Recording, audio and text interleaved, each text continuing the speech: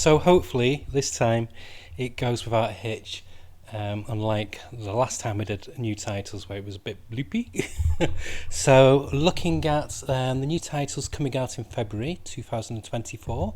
So we're going to start with DC. So these are like the new number ones, or maybe standout issues, what you might need to be made aware of.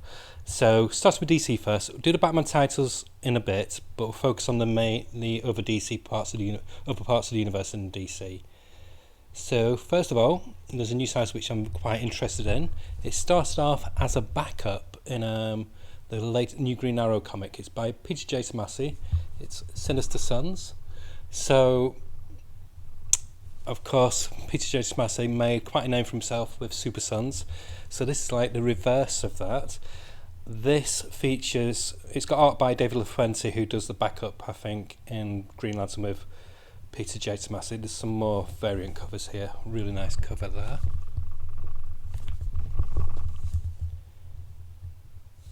And there's this one. This one. There's a lot of variant covers. I'm not going to show all of them. So basically it says they're bad to the bone, ready to brawl, and the sons of two of the deadliest villains in the galaxy. They're the Sinister Sons, and the DC universe will never be the same. When the son of General Zod was cast out of his adopted homeworld of New Kandor, Lord Zod runs afoul of a kid on a mission.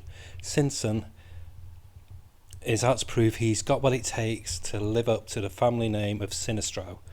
But all is not as it seems, and the son's journeys will take them into the heart of darkness in the sensational first issue. So I'm tempted to try this because the back of strip's been quite fun. Peter J. Tomasi is normally quite a solid writer. So it's $3.99, which is great. And like I said, it features the alleged son of Sinestro and the son of General Zod. And then there's a Suicide Squad comic coming out. Nice cover, but sorry, I'm really got a tickly nose today. It's written by John Layman, art by Jesus Havas, covers by Dan Panoshi, so that's why it's a good cover. But it's a 5-issue series, $4.99, so I'm not bothering because it's just a tie-in to the upcoming computer game. So if you're so basically it's like a prelude to the computer game. So if you're into that, then by all means do give it a try. But I have no interest in that. I'm a gamer, but I'm a very lazy gamer, so I'm not really a big fan of games that tie into franchises like superhero comics and stuff. I know, strange.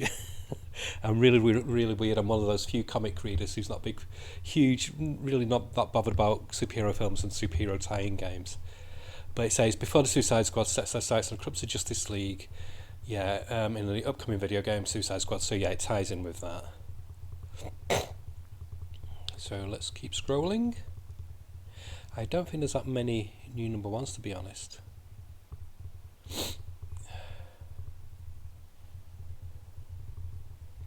Just scrolling down.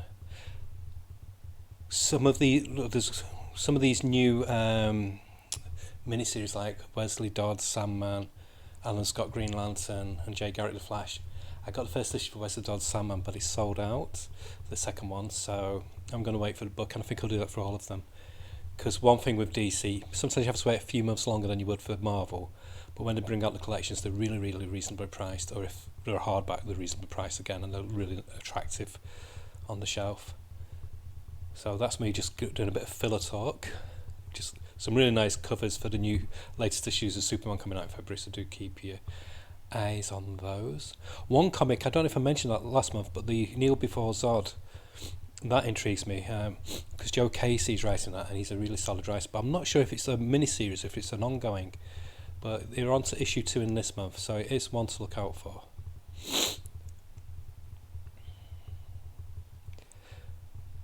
But yeah, it's looking like a quiet-ish month for DC for new titles. I mean, they've got a lot of great titles that are worth buying anyway. They're really doing it right at the moment, and hopefully it stays like this. And there's rumours, unsubstantiated rumours, but Bleeding Cool, the guy who runs it, I've forgotten his name, Jeff, or whatever he's called, Rick Johnson, he overheard at convention somebody talking, some of the powers that be in DC that they're looking at bringing back Vertigo. So that could be interesting. I mean, maybe the Hellblazer series which starts in January, maybe that's like a soft doorway into resurrecting Vertigo. So do keep your eyes peeled on the comic news in upcoming months. It could be interesting because I'm a huge... Vertigo is my comic company. I absolutely adore Vertigo. So, by the looks of it, for DC titles excluding Batman, that's it for new number ones, I think. I'm just...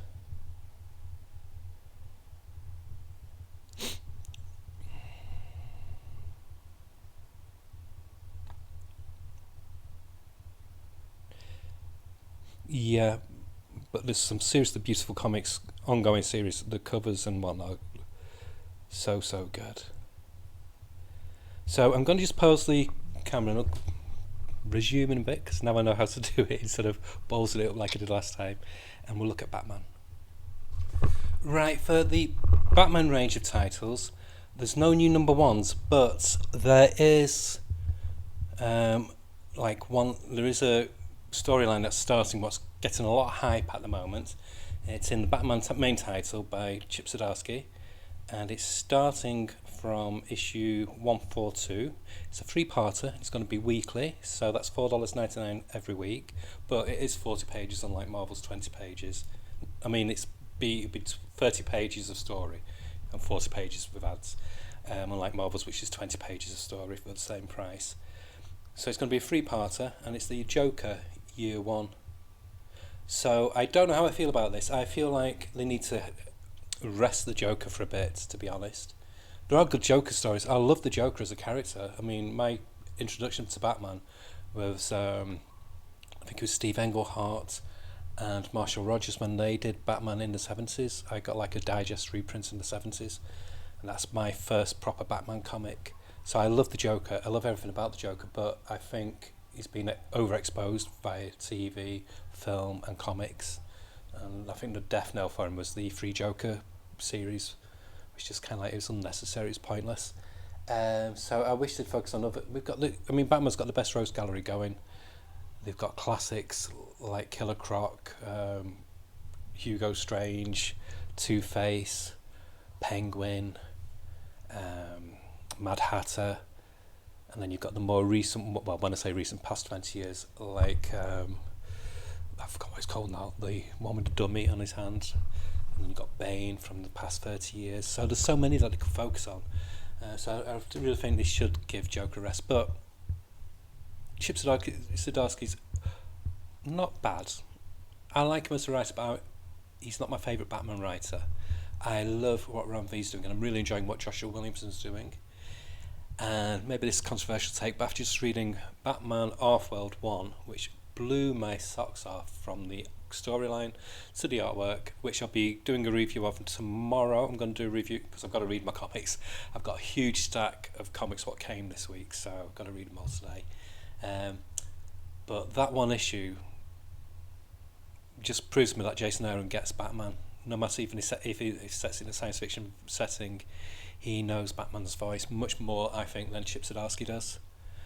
Chip Zdarsky just comes across more as ideas, more than just dwelling on the personality of Bruce Wayne. Whereas, I just read it and thought, yeah, this is Batman. So I'd love for Jason Aaron to take over Batman, quite honestly. But it is what it is. So I'm going to enjoy his run on Offworld. I'm going to look forward to his action comics. Like I said, I love the other two Batman-related titles. But there we go. That's it for the Batman part of DC. I'm going to pause the video again, and then we'll look at Marvel.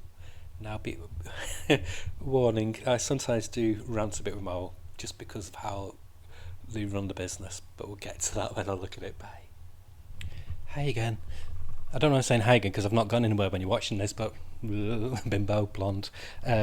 So I'm going to look at the Marvel Universe titles now. So this is excluding the Spider-Man family of titles and the X-Men family of titles, and we'll just see what number ones are. Now there's a new one from Ultimates, and this is the Ultimate Black Panther.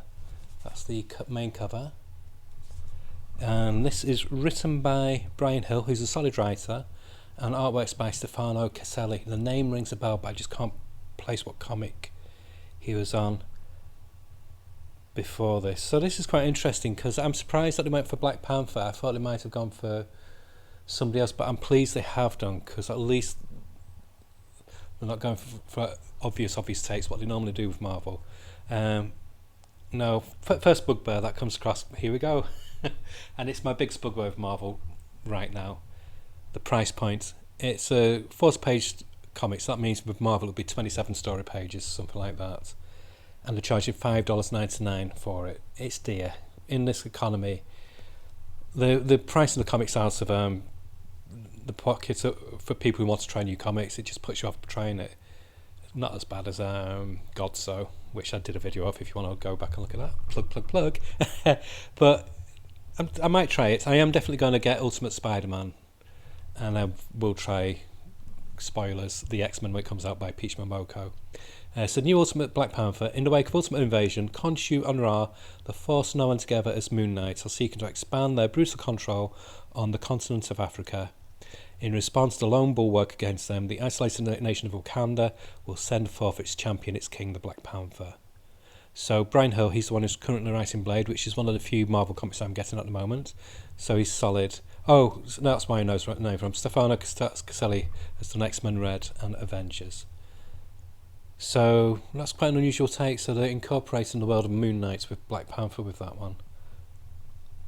I'm just going to scroll through, see if there's any other new number ones and standouts. Right, there's a new series coming out here for all you fans of New Warriors. All two of you. Night Thrasher. Mini-series, 4 issues by Men Holtham, the writer. I have no idea who that is, never heard of them. And Nelson Daniel doing the artwork interior, covers by Alan Quah. No idea who any of those are. And there's a Travis Moore cover, and I normally love Travis Moore, but this is ugly. I don't know what's going on there, but that is seriously ugly. That is a horrible, horrible cover. So there's got its new normal variants. So yeah, Night Thrasher was like basically Daredevil or Batman, but with a skateboard. Ooh, edgy. And they brought him back. Here we go. First page, but this one, because it's not been a big title, what Marvel do, they pump up the prices on comics that they know are big titles or heavy hitters, which really it would make more sense to do them cheaper because they don't need to price it up. But there we go, this is what Marvel does. So it's 40 pages, so again, be about 27 story pages, $4.99.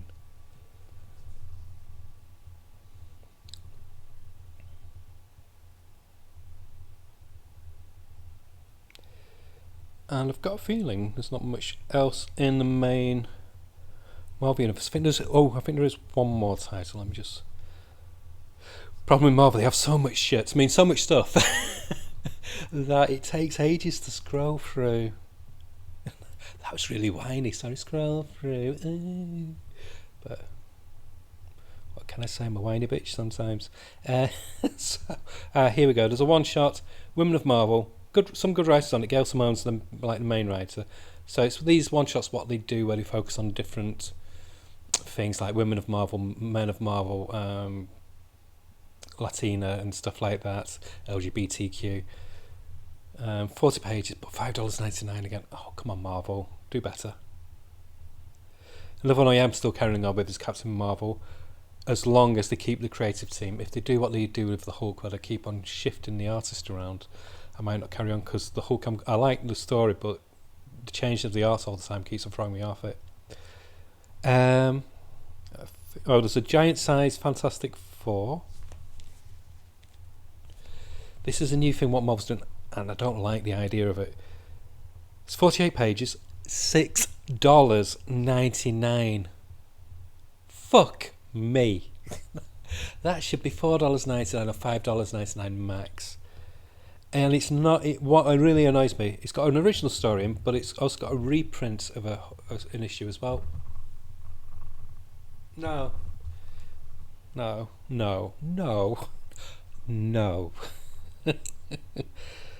At least I'm not opinionated.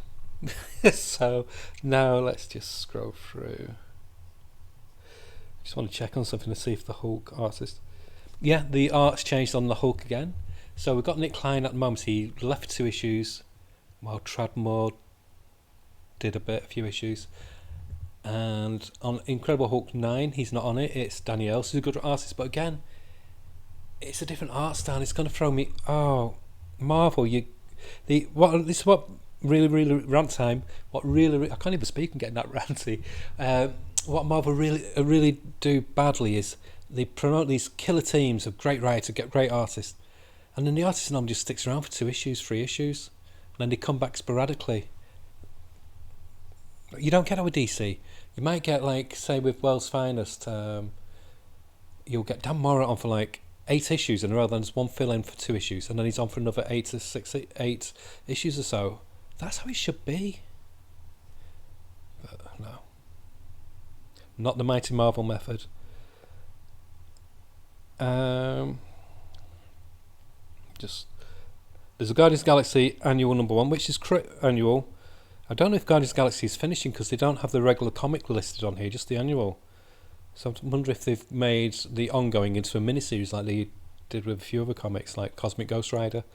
But it's by the same creative team. I've got a feeling they've finished the series. But it's only 32 pages. That's an annual, and it's 32 pages. Strange. Blade, like I said, I'm still getting on with Blade. Artwork's up and down, to be honest. So I don't know how long I'll carry on with it. And there's this big crossover coming out soon, so I don't know. I might just pull out if the crossover's too reliant on getting all the other titles as well. I might just pull out and just cancel.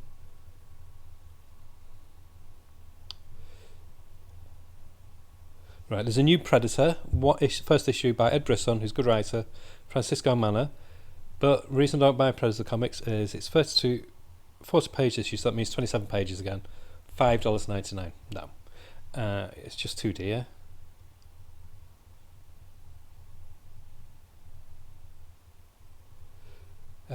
Load of Star Wars stuff. Don't think there's any. Oh, there's a Mace Windu mini-series, 4 issues. And again, Mighty Marvel Manor, be 20 pages of story, and let's see, price $4.99. Costs a lot to be. If you're a Marvel head, you're gonna have to stop eating a few meals to get these titles. So,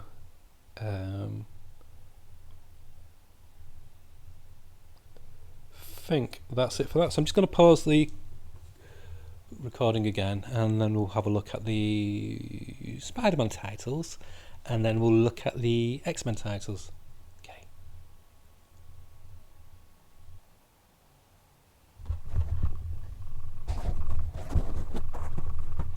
Hey, just being a bit nervous now because my tripod's wobbling like that. So just see how it goes. So we're going to look at Spider-Man.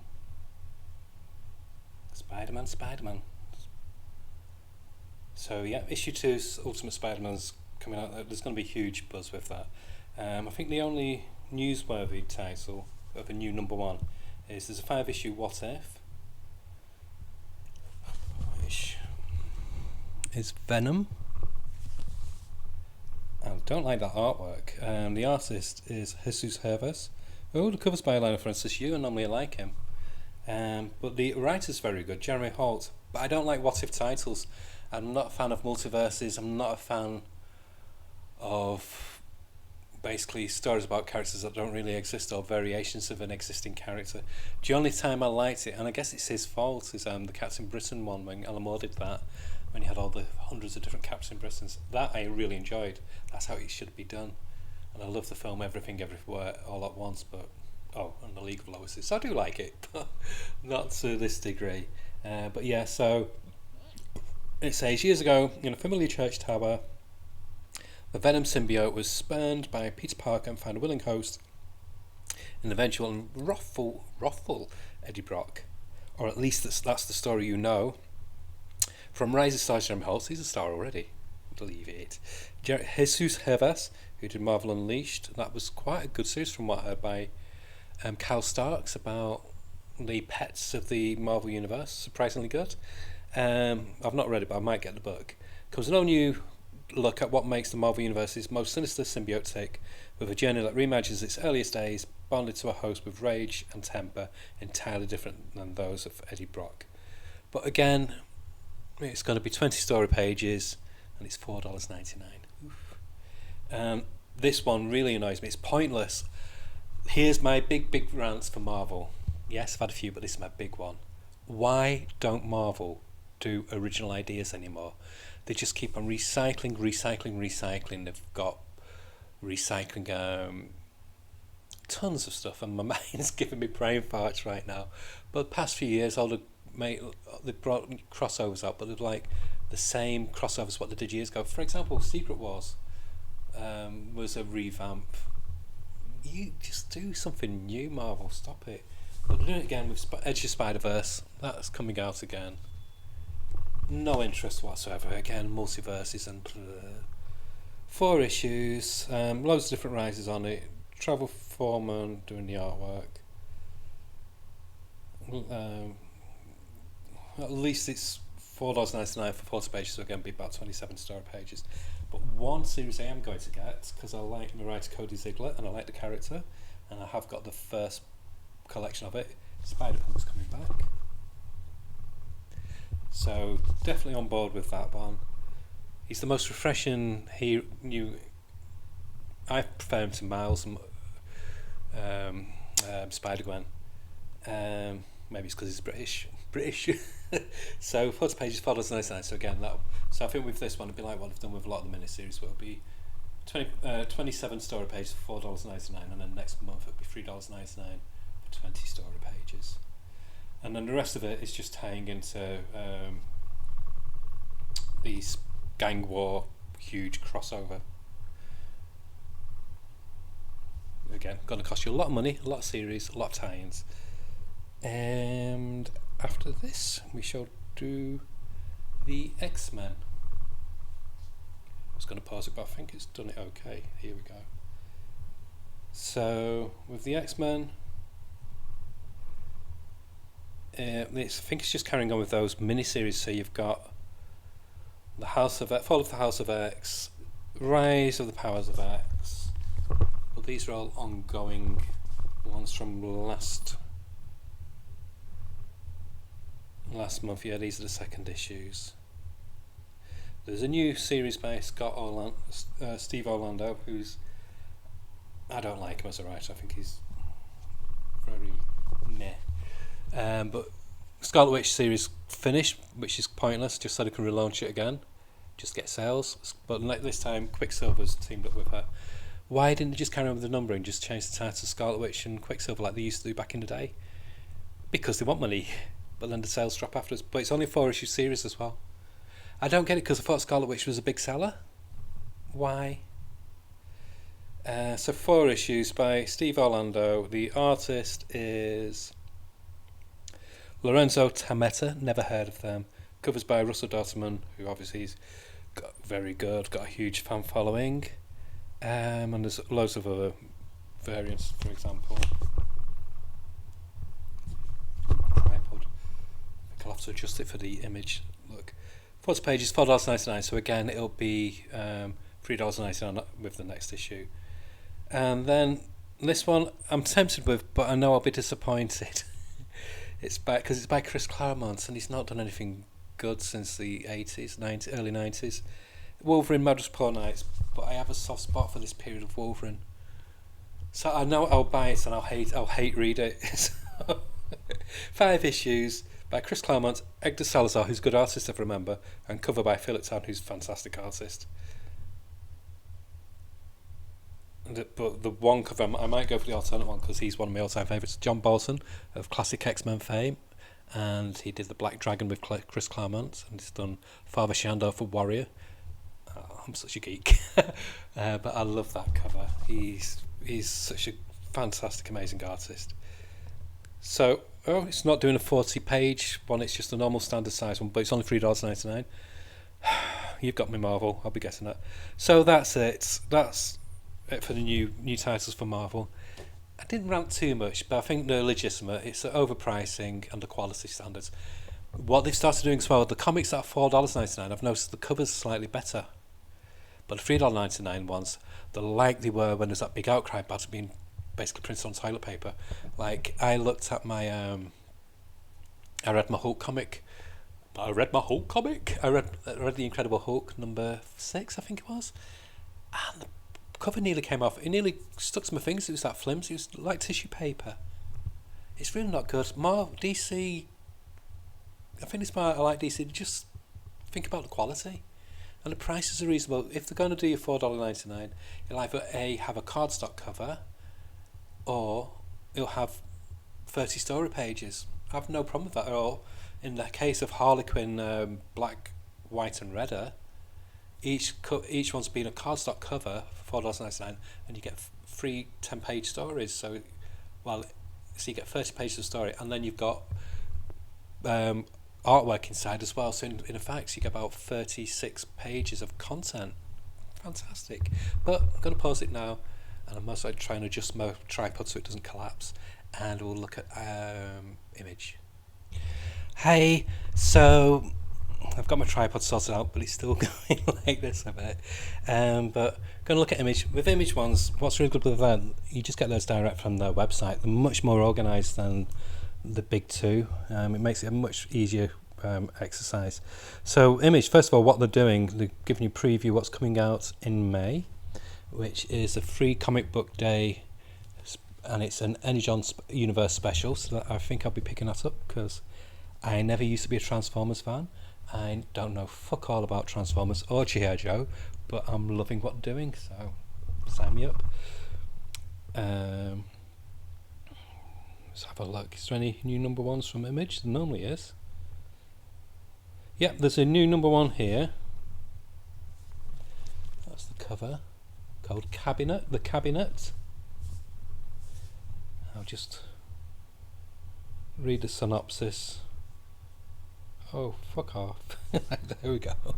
It's a mini-series, 5 issues. So I might just get this in digital, because I did up quite a few images because they're quite cheap if you wait, but I normally just get ones where I really love the writer, then I'll get it in floppy, in comic format. So 5 issues, $3.99, which is the standard price for Image. And it's by Eisner-nominated writer Jordan Harter, did Ripple FX, co-writer David Epplethott, and introducing, in their words, the technical colour wizardry of artist Gianna Raimondi. And each issue features a variant interconnected cover by Margaret Savage, who's got quite a big fan following as well. So he's in this vibrant tongue-in-cheek adventure series, atypical teen Avani and Midwestern jock Trent teleport across a post-Cold War landscape to collect bizarre relics. Why? Well, because they need to summon the arcane powers of a resplendent 17th century cabinet to fix a teeny tiny mistake the last time Avani used it, unleashing an ancient evil from its prison and accidentally slaughtering her parents. So basically your typical Wednesday. So yeah. And of course then there's Cobra Commander issue 2, which is going to be huge. There's one shot from Joe Hill. He's stopping doing comics apparently soon. This is part of the Creepshow series. It's called Joe Hill's Wolverton Station. Really good cover. I've not got any of the Creepshow ones. I got the first issue, but it kind of left me unimpressed, so I just didn't bother. But I might get the trades. See. But it's $4.99, but it's 32 pages, so I think it'll be like 32 pages of story knowing Image. And it's got artwork. The artwork is tempting. It's Michael Walsh who did Silver Coin. So that should be a good one. It's featuring an adaptation of one of Joe Hill's stories from one of his books. It says, Master of Horror Joe Hill joins Creepshow, gather around kiddies for a special presentation. Yeah, it's a feature-length issue, so I think it'll be 32 pages. To tell the terrifying tale of a mysterious man whose commute is about to get a lot hairier when his train makes a stop at Wolverton Station. So yeah, it's one of his short stories which has been adapted. And then there's Dutch issue 1. There was a Zero out not so long ago, which is a 90s hero created by Chap Yap, and Joe Case is doing his modern spin on it. I've not read it. You can only get so much, but I might get the digital of it.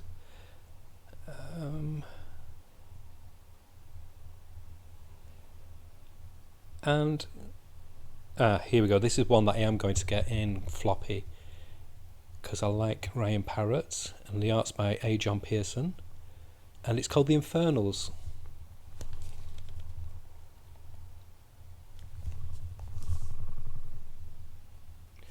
And it's a series premiere for issue 1, $3.99. Abe Morgenstern, the son of Satan, has 1 month to live. Before he dies, he must decide which of his 3 wayward children, volatile narcissist Nero, conflicted field operative Jackal, or troubled schoolgirl B, will inherit his shadowy empire. But will Abe ever be able to truly cede control of the apocalypse, or does the Antichrist have something else up his sleeve?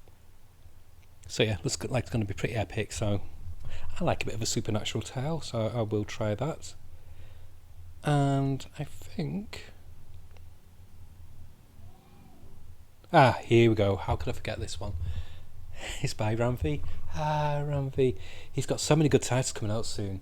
I think in January, or it could be February, he's got one coming out from Dark Horse as well. This one is called The One Hand.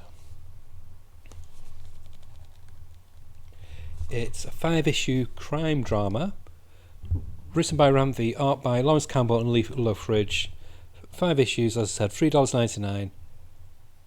And it says Neo Nirvana detective Neo Nirvana detective Arinasa is about to retire with an enviable record. I'll get my words out correctly soon. Until a brutal murder occurs, bearing all the hallmarks of the one-hand killer, which should be impossible since Ari already put him away not once but twice in the years before. What follows is a deadly cat-and-mouse game as Ari pursues his quarry down the rain-soaked streets of Neo Nirvana. Ari will stop at nothing to unravel the secrets and ciphers of this case, but each revelation only leads further into the dark heart of his future metropolis and Ari's own beleaguered soul. I'm going to buy it. It's got Ramvi on it. It's only $3.99. The only thing that stopped me buying the Boom one is because it'll be collected in a really nice book. That's the Rare Flavours. So I think that's it, and that's a good one to finish on. I'm only just doing... oh, no, there's another one coming out by Dan Watters. Oh. I'll be buying that in floppy. 5 issues, art by Sumit Kumar. I think he did some work on The Vigil. But yeah, nice cover. Damn! February's going to be an expensive month. 32 pages, $3.99, 5-issue miniseries.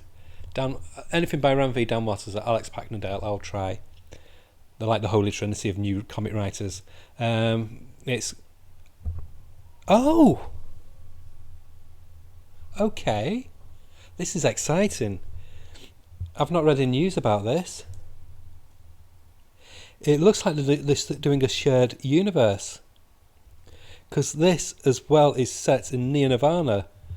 He's an archaeology student, Johannes Vale. And it's a deadly cat-and-mouse game as Johannes seeks refuge. Wow. Oh my god. I'm fangirling a bit here. I'm really excited about that. So I did not know about that title at all. So it looks like Ramvi and Dan Watters created a shared universe anthology series, what they're going to do in Image, and I'm all for it. Yeah. I don't often geek out like that. It's I'm really looking forward to that. I'm sad. This is me though. Comics gets me. This is what gives me pleasure. Comics. And I'm going to give honourable mention. I don't normally focus on books, but this has been out of print for years. Must be at least 30 years. It's by Howard Chaykin. It's a hardcover, and it's time squared. This is prime Howard Chaykin. This is what he did straight after American Flag. It's 208 pages, $34.99. It's graphically experimental, narratively daring, and visually explosive. Howard Chaykin's Time Squared, a work ahead of its time, yet more than 35 years. It was a weird blend of it was like it was like a study on jazz music and detective noir. It was just fantastic. Of course, he does the sexiest. He draws the ultimate stylish women and men, and it's phenomenal. I had the first did like a series of 2 or 3 graphic novels, and I had those back in the day. But having a hardback, yeah, I'll definitely be buying that. So that's it for Image. The other series like Dark Horse, Boom, IDW, etc. I just don't want. I'll just decide I'll just stick on the main 3 because you can find those yourself. Go on Bleeding Cool, CBR. There's just too much out there. Otherwise, they think. I mean, it's already on 36 minutes. It'd be an hour, 2 hours show. I can't. I want to live as well. I need to eat soon. I'm always talking about food anyway. So that's it. So tomorrow, hopefully, I'll have read my comics. So I'll do a review of my comics all the past 2 weeks. There's a lot. And then my next one after that will be a review of an overlook and review of Berserker, the 12 issue run, not the one shots, featuring the creation of Keanu Reeves. And then after that, I will be doing recommended readings of manga, what for people who don't normally read manga, but more like grown-up adult manga. And the one I'm most looking forward to in the next few weeks will be the Christmas specials of 2000 AD and Judge Dredd magazine, and they were always so much fun because they're really thick bumper magazines. So that's it. Okay, speak to you soon. Bye. Bye.